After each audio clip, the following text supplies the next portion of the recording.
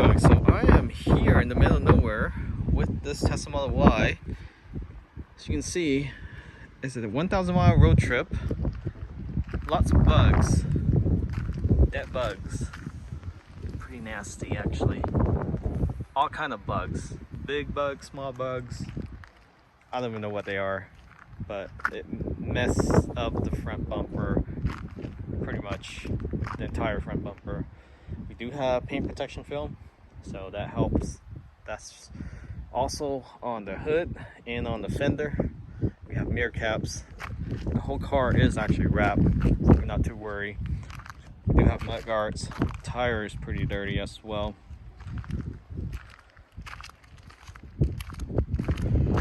Here's the rear. Took some beating.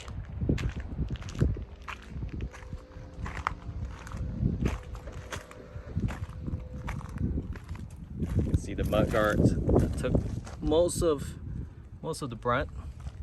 Didn't see anything on the door, front doors, or the rear doors.